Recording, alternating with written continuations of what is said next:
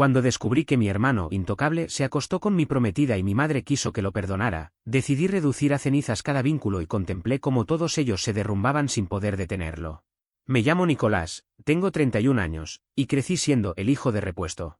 Desde siempre me dejaron claro que el protagonista de la familia era mi hermano menor, Cristóbal, el favorito de mi madre, Mariela.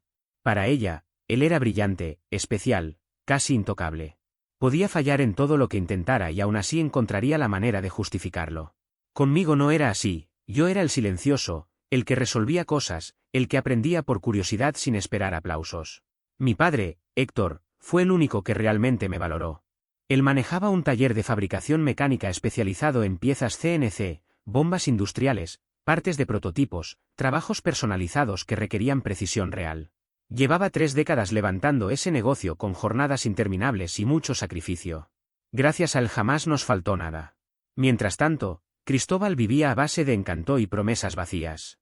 Empezaba proyectos, los abandonaba, hacía desastres, y mamá corría detrás recogiendo los pedazos. Intentó la universidad, 2 semestres. La banda musical, 6 meses. Una marca de ropa, un chiste costoso. Cada fracaso terminaba en el mismo libreto, está buscando su camino, decía mi madre, como si repetirlo fuera a convertirlo en verdad. Una vez, durante una cena, anunció con solemnidad un gran proyecto, quería abrir un podcast. Le pregunté de qué trataría. De la vida, del éxito, de la mentalidad, respondió. Le dije que necesitaba un tema que interesara a alguien más allá de él.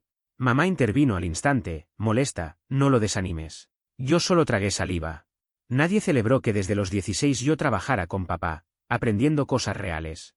Las comparaciones eran inevitables. Mamá siempre exaltaba los grandes sueños de Cristóbal, mientras daba por hecho que yo solo estaba ahí para sostener la estabilidad familiar.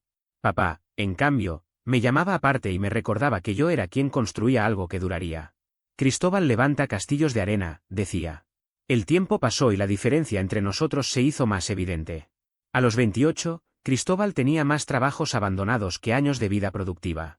Trabajaba de camarero en un club, dormía hasta mediodía, vivía de noche.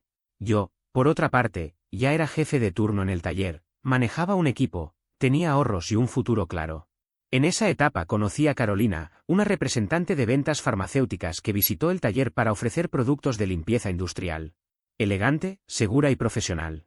No me interesaba lo que vendía, pero sí me interesó ella. Hablamos un rato después de su presentación y pareció genuinamente curiosa por lo que hacíamos.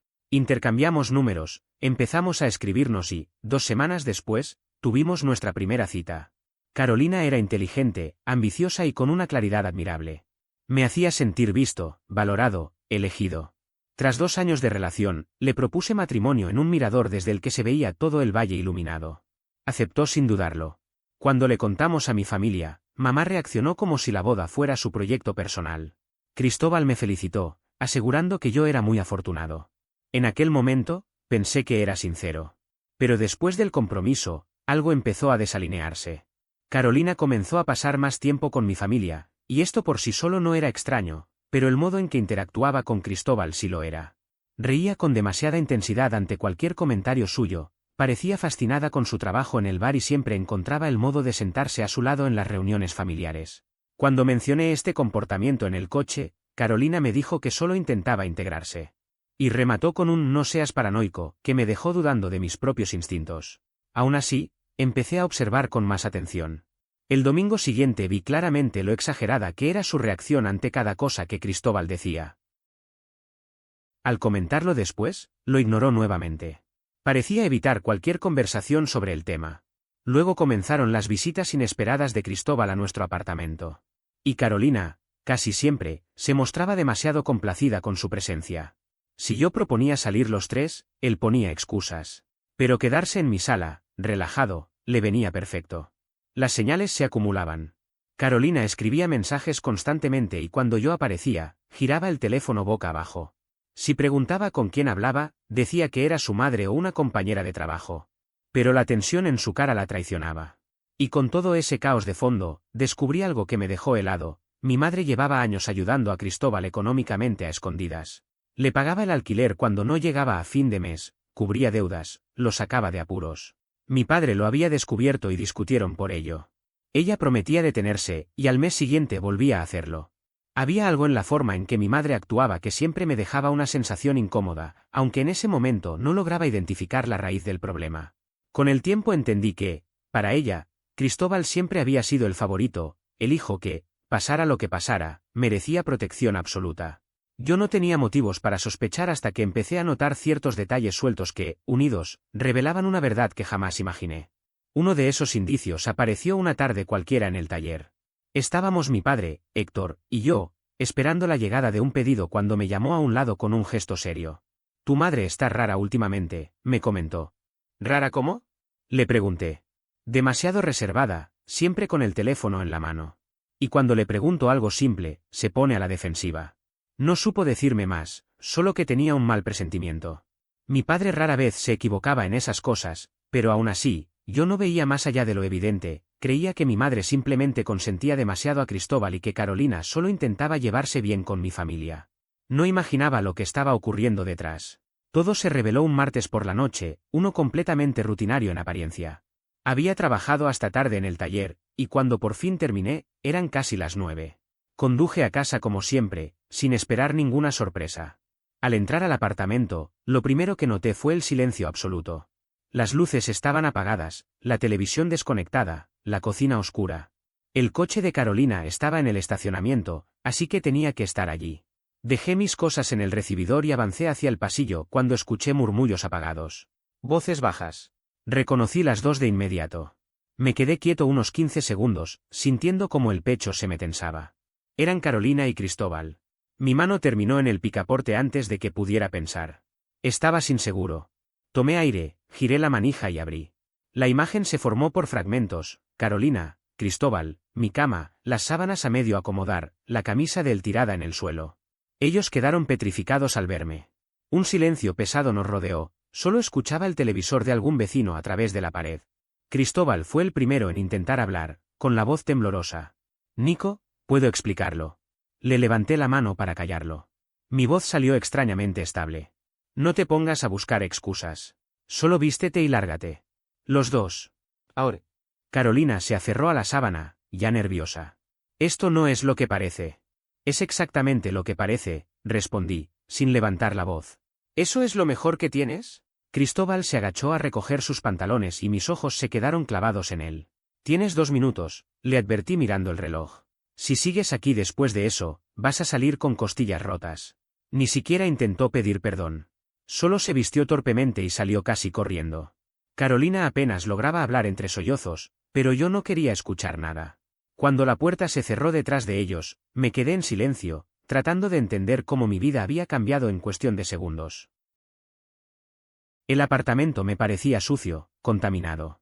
El perfume de Carolina seguía allí, mezclado con las huellas de Cristóbal en la alfombra y las sábanas deshechas. No tenía fuerzas ni para acostarme. Tomé mis llaves, salí y conduje hasta un motel barato a unos 20 minutos. Me registré, entré a una habitación con olor fuerte a detergente industrial y me dejé caer en la cama, sintiendo un vacío brutal. No había rabia todavía. Solo un hueco frío. La ira llegó a las 2 de la mañana, golpeando como un ladrillo. Me levanté y empecé a caminar de un lado a otro del cuarto. ¿Cuánto tiempo había pasado? ¿3 meses? ¿6? ¿Cuántas veces lo habían hecho? ¿Cuántas cenas familiares compartimos mientras ellos intercambiaban miradas cómplices? Recordé cada visita de Cristóbal, cada sonrisa oculta de Carolina mientras revisaba su teléfono, cada insistencia suya en invitar a mi hermano. Todo había estado frente a mí. Al amanecer llamé a mi padre. No dije mucho, solo que necesitaba verlo. Algo en mi tono debió preocuparle porque su respuesta fue inmediata. «Ven al taller». «Estoy aquí». Cuando llegué, me miró una sola vez y cerró la puerta de la oficina. «Siéntate», me dijo. Le conté todo. Cómo había llegado, qué había visto, cómo los había echado. Él no dijo nada hasta que terminé. Su rostro se endureció. «Ese imbécil», murmuró, apretando los puños. «Después de todo lo que hemos hecho por él». Le pregunté si sabía algo, si mi madre había mencionado algo extraño. Negó con la cabeza, pero añadió: «Voy a averiguarlo». Vamos. Sin más, tomó las llaves y nos dirigimos a la casa de mis padres. Viajamos en un silencio pesado. Al entrar, encontramos a mi madre, Mariela, lavando platos como si fuera un día normal. Se sorprendió al vernos llegar juntos, pero intentó disimularlo con una sonrisa. «Hola, ¿qué hacen aquí?». Mi padre no le devolvió la sonrisa. «Cocer». Ahora. El tono bastó para que se pusiera tensa. Ambos entraron y cerraron la puerta, aunque yo podía escuchar todo desde fuera. La voz de mi padre era baja, pero contundente. ¿Lo sabías? ¿Saber qué? Intentó ella. No te hagas la desentendida, Mariela, respondió Héctor. ¿Sabías que Cristóbal se estaba acostando con la prometida de tu hijo? El silencio que siguió fue lo que más me dolió. Finalmente, mi madre habló. Es complicado. Eso no es una respuesta. ¿Cuánto tiempo llevas sabiendo esto? No hubo evasivas esta vez. Unas semanas, admitió ella al fin. Cristóbal vino a hablar conmigo. No sabía qué hacer. Estaba confundido con lo que sentía. ¿Confundido? Repitió mi padre, indignado. ¿Lo sabías y no dijiste nada? ¿A tu propio hijo? ¿Lo encubriste? Escuché a mi madre romperse. Intenté que parara, le dije que estaba mal, pero no quería decírselo a Nicolás si la cosa se terminaba sola. Fue entonces cuando mi padre salió, con el rostro rojo de rabia y las manos temblando. Tu madre lo sabía, me dijo con voz dura. Sabía lo que estaban haciendo y lo ocultó. Un mes, por lo menos. Ese golpe me atravesó más que descubrir la infidelidad. Mi madre, mi propia madre, había guardado silencio. No me advirtió. No intentó protegerme a mí. Como siempre, eligió a Cristóbal. Ella salió después, con los ojos rojos, buscando que la entendiera. No quería herirte, pensaba que si la relación se rompía, todo quedaría atrás. Me quedé mirándola, sintiendo que algo dentro de mí se acababa de apagar para siempre. Cuando Carolina empezó a llorar frente a mí, me quedé inmóvil. No sabía cómo reaccionar. Ella intentaba justificarse entre sollozos, diciendo que solo quería protegernos a ambos, como si eso fuese una explicación válida. Mi padre fue quien la interrumpió con un tono tan frío que incluso a mí me heló la sangre. No estabas protegiendo a nadie, le dijo Héctor. Lo único que hiciste fue seguir encubriendo a Cristóbal, como llevas haciendo toda su vida. Y ahora estamos pagando las consecuencias. Carolina intentó acercarse, pero me eché hacia atrás. No, le dije. Ni lo intentes. Sabías lo que ocurría y aún así guardaste silencio. Ya sé perfectamente de qué lado estás. Me di media vuelta y salí de la casa sin mirarlos. Héctor me siguió hasta mi camioneta. El primer destino fue el apartamento de Cristóbal. Fui conduciendo con mi padre detrás, siguiendo mis pasos en su propio vehículo. Cuando mi hermano abrió la puerta, estaba desaliñado, con un pantalón deportivo y una camiseta manchada. Su expresión pasó de confundida a temerosa en cuestión de segundos. Oye, ¿qué tal?, empezó a decir. No lo dejé terminar. Lo empujé hacia adentro con un golpe seco. Mi padre entró detrás de mí y cerró la puerta. El olor a comida vieja impregnaba todo el lugar. Cristóbal recuperó el equilibrio con torpeza. Mira, sé que estás molesto, pero... ¿Molesto? Interrumpí. ¿De verdad crees que esto es simple molestia? Podemos hablarlo. No hay nada que hablar. Di un paso más, obligándolo a retroceder hasta que su espalda chocó contra la pared. Le agarré la camiseta por el pecho. Estoy más allá del enfado. Contigo ya terminé. Mi padre intervino entonces, plantándose firme detrás de mí. ¿Cuánto tiempo, Cristóbal?, preguntó. ¿Cuánto tiempo estuviste acostándote con la prometida de tu hermano? Él abrió la boca, pero no le salía ningún sonido. Balbuceó un par de palabras sin sentido. Solo responde, insistió mi padre. 3 meses, logró decir finalmente. Sentí como mis dedos apretaban aún más la tela de su camiseta. 3 meses, repetí, incrédulo. 3 meses viniendo a cenar con nosotros, sentándote frente a mí como si nada pasara, mientras hacías esto a mis espaldas. No queríamos que pasara, intentó justificarse. Lo empujé de nuevo contra la pared, esta vez con más fuerza. No tropiezas por error en la cama de alguien durante 3 meses. Esto fue una decisión, repetida día tras día. Héctor avanzó y habló con una firmeza que pocas veces le había escuchado. Se acabó, Cristóbal. Ya no habrá más dinero, ni favores, ni rescates. Si quieres que te traten como un adulto, empieza a comportarte como uno. Los ojos de mi hermano se abrieron de par en par. Papá, no puedes. Estoy cansado de verte destrozar todo y a todos a tu alrededor, lo interrumpió. Y otra cosa, quiero de vuelta cada centavo del dinero que te dio tu madre. Cristóbal palideció. No tengo ese dinero. Ese no es mi problema, respondió Héctor sin cambiar el tono. Lo recibiste sabiendo que no era solo decisión de ella entregarlo. Eso te hace responsable. Tienes 30 días para devolverlo o te demandaré.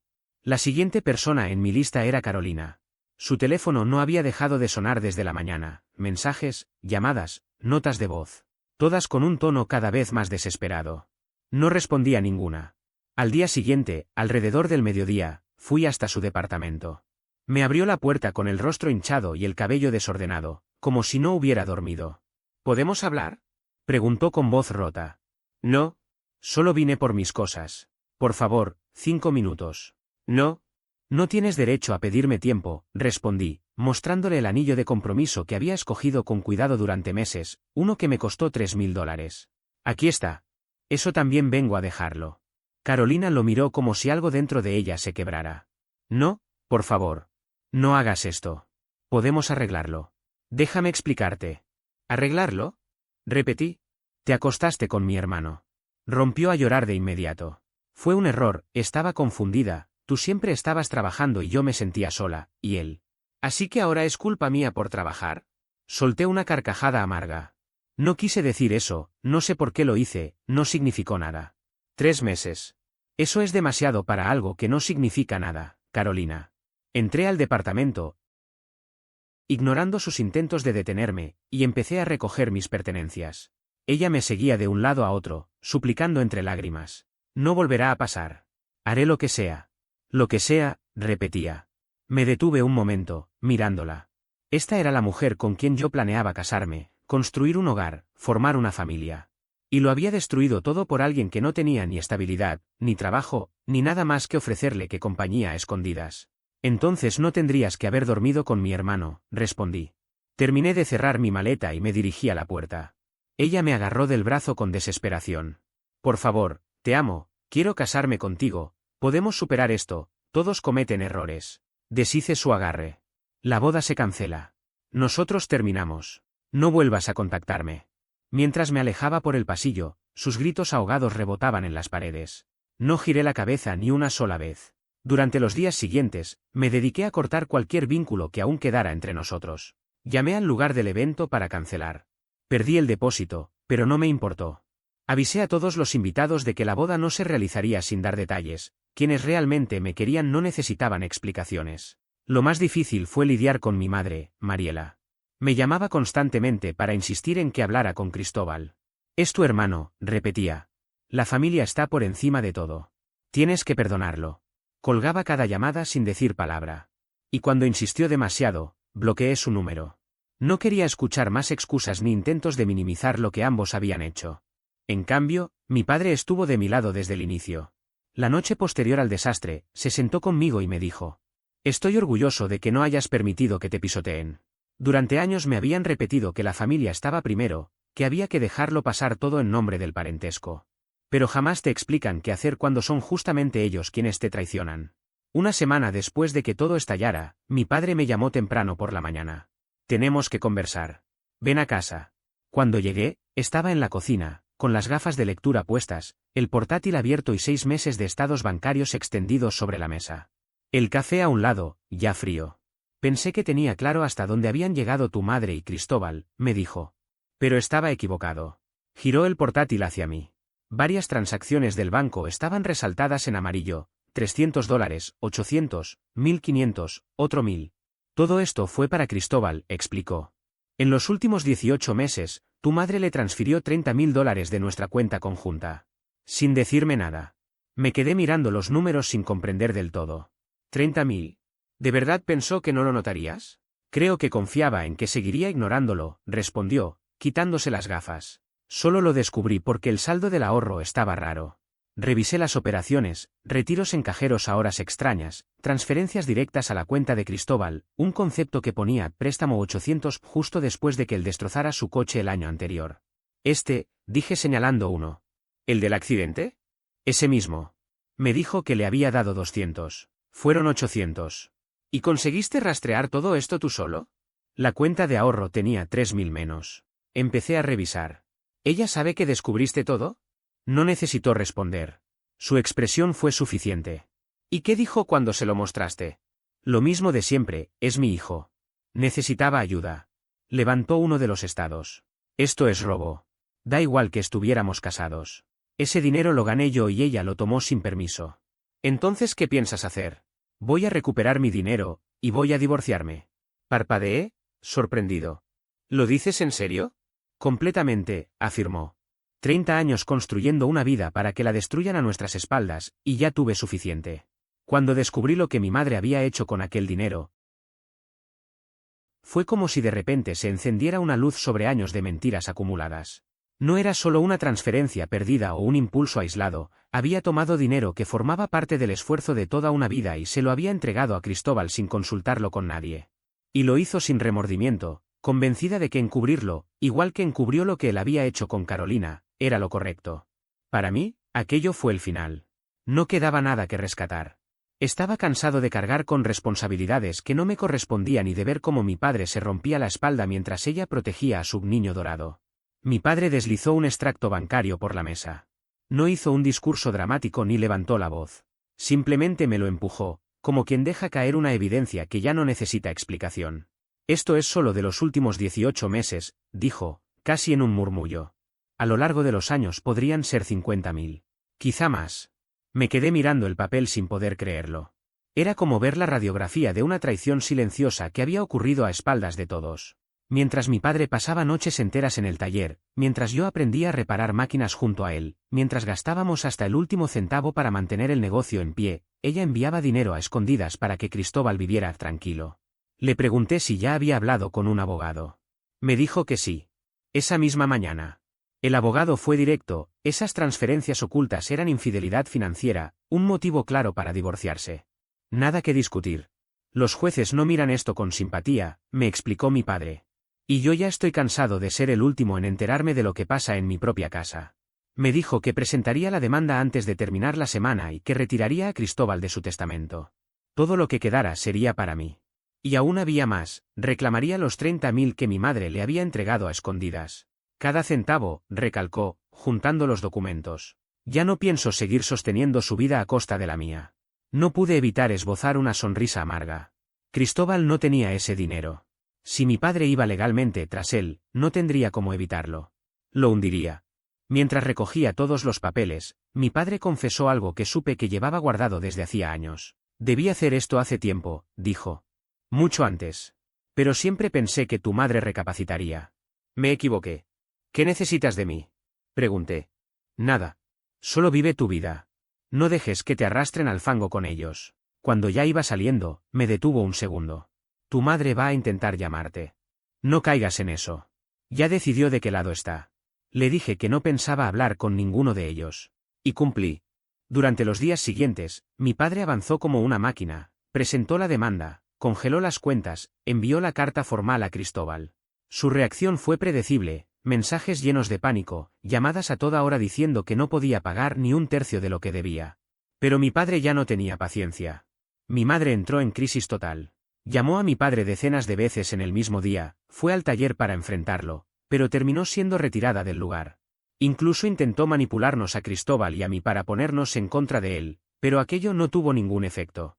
Ya estábamos cansados de sus estrategias emocionales. 2 semanas después, los documentos del divorcio llegaron oficialmente a sus manos. Intentó combatirlos, pero el abogado de mi padre presentó un caso impecable, las transferencias ocultas, los años de mentiras, la protección injustificada a Cristóbal y la forma en que ignoró deliberadamente a su propio esposo. Era un divorcio claro y contundente. Pensé que con eso terminaba la tormenta, pero si algo había aprendido era que mi madre siempre tenía un último intento para salvar la historia que ella misma había roto.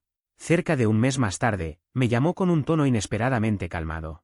Hola, cariño. ¿Te gustaría almorzar esta semana? Te extraño. Solo tú y yo. Como antes. Una parte de mí sabía que algo no encajaba. Pero otra. Quizá la parte que aún quería creer que quedaba algo de sensatez en ella, aceptó. Quedamos en un local cercano a su nuevo apartamento. Yo llegué primero. Cuando ella entró, parecía agotada, como si los últimos días le hubieran pasado factura. Se sentó frente a mí y hablamos de cosas superficiales mientras yo esperaba el verdadero motivo de la invitación. El taller va bien, respondí a sus preguntas. Y papá está, mejor que nunca, diría. Me alegra, respondió ella, aunque su sonrisa parecía más un gesto aprendido que una emoción genuina. De pronto, su rostro cambió y se puso más serio. Creo que es momento de hablar de Cristóbal y Carolina. Sentí el cuerpo tensarse. No hay nada que hablar.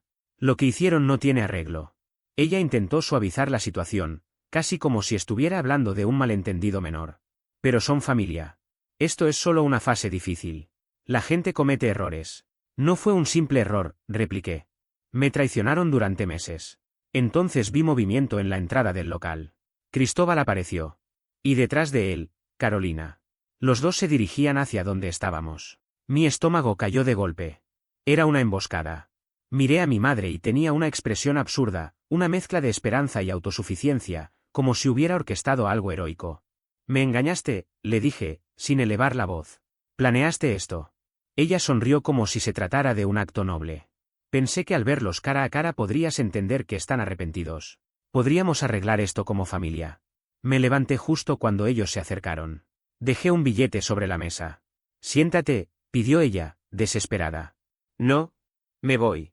Solo 5 minutos, intervino Cristóbal. Por favor. ¿5 minutos para justificar cómo me traicionaste? No. No hay nada que decir. Carolina dio un paso adelante. Por favor, salió entre lágrimas. Te extraño. Me equivoqué, pero... No hay nada que volver a armar, le respondí. Tú decidiste todo durante 3 meses. Ahora convives con las consecuencias. Mi madre perdió la calma. Estás siendo irracional, dijo, levantándose. Claro, reí con amargura. Ahora yo soy el irracional. Estaba desesperada. Él cometió un error, insistió. Y ahora tu padre quiere divorciarse por eso. Necesito que le hables. Dile que podemos arreglarlo. Por favor, Nicolás. Intenté marcharme, pero me agarró del brazo. Si sales por esa puerta, destruirás esta familia. Me solté. Esta familia se destruyó por tus decisiones. No por las mías. Salí y me fui sin mirar atrás. No pensaba seguir participando en ese teatro. Cuando le conté a mi padre lo ocurrido, no lo podía creer. ¿Te preparó una emboscada? Dijo indignado. Esa mujer ha perdido completamente la noción de la realidad. Prometió acelerar el proceso del divorcio aún más. Ya no quería estar ligado a ella ni un día adicional. El caso avanzó con una rapidez sorprendente. Él había guardado cada prueba, las transacciones secretas, los pagos a Cristóbal, el intento de usarme como herramienta emocional para recomponer una historia rota. Su abogado presentó todo de manera ordenada y frontal. Mi madre intentó ponerse en el papel de víctima, diciendo que solo intentaba mantener a la familia unida. Pero los hechos eran contundentes y las mentiras demasiado evidentes como para sostener su versión. La jueza no se dejó convencer por ninguno de los intentos de justificar lo ocurrido. Cuando finalmente emitió el fallo, el resultado fue contundente y favoreció ampliamente a mi padre. Él obtuvo la casa familiar, el taller mecánico y la mayor parte de los ahorros que habían acumulado durante el matrimonio. A mi madre, Mariela, solo le correspondió su coche y la mitad del fondo de jubilación conjunto.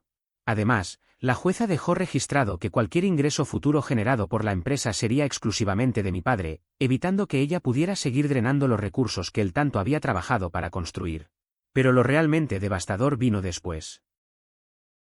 En el proceso se expuso que Cristóbal, mi hermano, había recibido $30.000 de la cuenta conjunta sin que mi padre lo supiera ni lo autorizara. El tribunal dictaminó que, como Mariela tomó ese dinero sin consentimiento y Cristóbal sabía perfectamente que ella no era la única propietaria de esos fondos, él era responsable de devolver cada dólar. Le dieron 30 días para reunir el monto completo antes de que mi padre pudiera iniciar acciones de cobro más agresivas. La realidad era que Cristóbal no tenía ni remotamente esa cantidad. No tenía 30.000, ni 3.000. Probablemente ni 300. Su cuenta de ahorros llevaba años tiritando. Buscó desesperado que nuestra madre lo rescatara, pero ella ya estaba financieramente agotada. El dinero que recibió en la resolución del divorcio apenas alcanzaba para cubrir el depósito del alquiler en un apartamento más pequeño y saldar los honorarios legales. No podía hacer nada más por él. Así que el abogado de mi padre procedió a solicitar la retención de salario. A partir de ese momento, el 25% de cualquier ingreso que Cristóbal generara como camarero sería retenido automáticamente hasta que cubriera la deuda. Con el sueldo mínimo más las propinas, suponiendo que lograra trabajar a tiempo completo, necesitaría entre 7 y 8 años para liquidarlo. Pero la situación empeoró aún más para él. La presión del juicio, la deuda y la tensión permanente lo desestabilizaron por completo. Empezó a fallar en su trabajo. Antes cubría 4 o 5 turnos semanales en un club del centro, pero cuando vio su primer cheque con un cuarto del sueldo desaparecido, se vino abajo.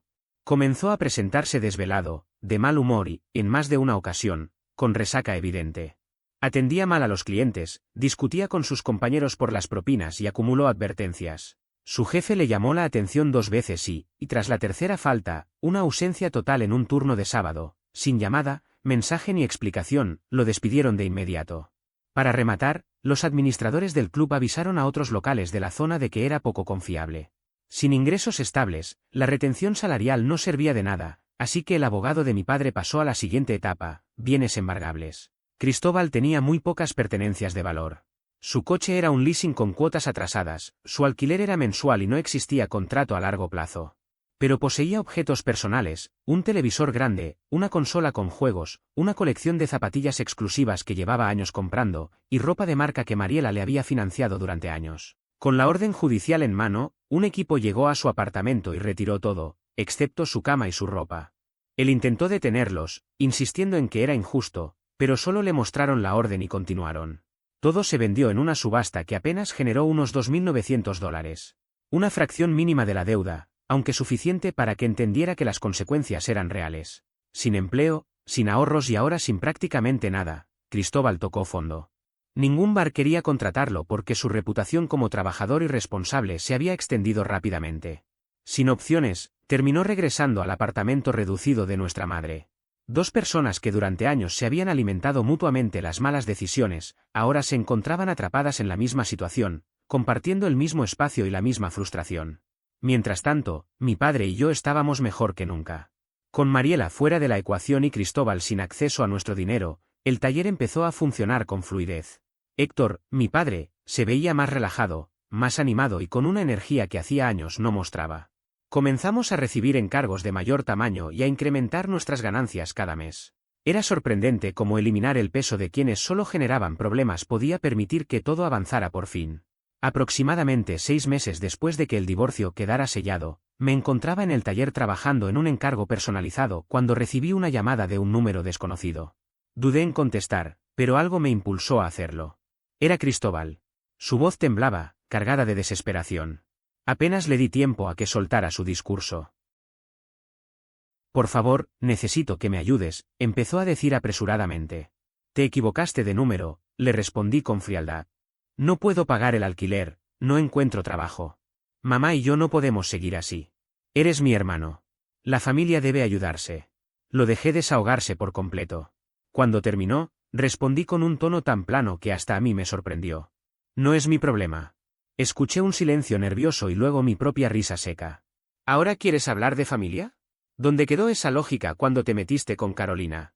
Intentó defenderse, pero no le di oportunidad. Cerré el tema de inmediato. Elegiste traicionarme. Esto es lo que te toca. No vuelvas a llamarme. Colgué, bloqueé su número y no sentí absolutamente nada. Ni remordimiento ni culpa. Con el tiempo, el taller siguió creciendo. Me ascendieron a gerente de operaciones y me hice cargo de la mayor parte de la gestión diaria. Nuestras ganancias se duplicaron respecto a la época en que Mariela y Cristóbal absorbían todo el esfuerzo ajeno. En ese periodo también empecé a salir con una mujer llamada Fernanda, con quien llevaba unos 4 meses. Era una persona decidida, atractiva y completamente independiente. Avanzábamos despacio, sin prisas, y desde el primer día fui totalmente transparente respecto a lo que había sucedido con Carolina y Cristóbal. Durante un tiempo, una amiga cercana me dijo algo que terminó resonando mucho más de lo que imaginé, que había personas que simplemente no merecían una segunda oportunidad. Yo no lo quería admitir, pero sus palabras cobraron sentido mientras la situación entre Cristóbal y Mariela se hundía cada vez más. Cristóbal no lograba conservar ningún empleo, duraba unas semanas en cada lugar y luego renunciaba o lo despedían. Mientras tanto, Mariela, que años atrás había vivido cómodamente gracias al esfuerzo constante de Héctor, ahora estaba estirando cada moneda para sobrevivir. Mantenía 2 trabajos de media jornada y aún así apenas conseguía cubrir lo básico. A veces la vida devuelve lo que uno siembra, aunque sea tarde. Una mañana de sábado, cerca de las 8, escuché que golpeaban mi puerta con insistencia. Yo llevaba un rato despierto, revisando pedidos y tomándome mi primer café del día. Cuando miré por la mirilla, me encontré con Mariela en el pasillo. Su apariencia hablaba por ella, parecía agotada, vencida, como si los últimos meses la hubieran arrastrado sin darle descanso. Las ojeras profundas le daban un aire de haber estado peleando batallas que ya no tenía energía para enfrentar. Abrí la puerta, pero no me aparté. ¿Qué quieres?, pregunté. ¿Puedo pasar? Tenemos que hablar. No, respondí. Di lo que tengas que decir desde ahí. Bajó la mirada y murmuró.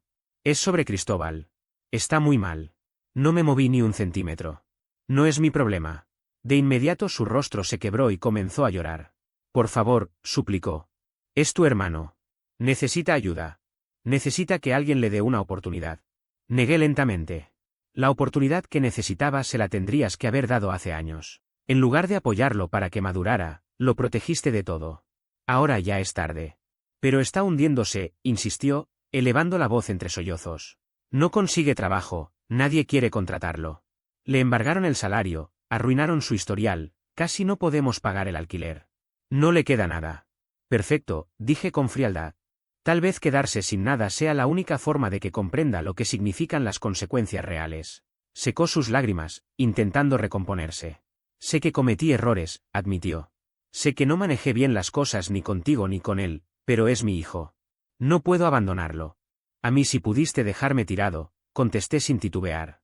En cuanto decidiste cubrirlo a él, en vez de hacer lo correcto, nos dejaste a papá y a mí completamente solos. Ella respiró hondo, como buscando valentía. Necesito que hables con tu padre. Por favor. La observé durante varios segundos. Era la mujer que me había traído al mundo. La persona que se suponía que debía quererme sin condiciones. Y, sin embargo, estaba ahí implorándome que intercediera por el mismo hombre que destruyó mi vida sin que ella moviera un dedo para impedirlo. No, dije finalmente. Ni yo ni mi padre queremos tener más relación con ustedes. Vosotros escogisteis vuestro camino. Ahora carga con él. Estiró la mano como si fuera a sujetarme, pero me aparté de inmediato. La expresión de su cara cambió por completo, la desesperación se transformó en rabia. Te has vuelto igual que tu padre, escupió. Frío, duro, incapaz de perdonar. Sonreí. Pues qué bien. Él es el único que entendió siempre lo que significan la lealtad y el respeto. Me alegra parecerme a él. Se quedó plantada unos segundos, como si no pudiera creer que no iba a ceder. Y cuando finalmente comprendió que no lograría nada, se dio media vuelta y se marchó por el pasillo sin despedirse. No supe más de ella.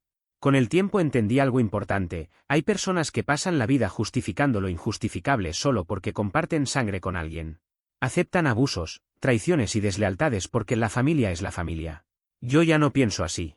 Aprendí que el parentesco no significa nada si no existe respeto, y que quienes deberían cuidarte pueden herirte de formas que un desconocido jamás podría. A veces lo más valiente, lo más sano y lo más necesario es alejarse, y no mirar atrás nunca más.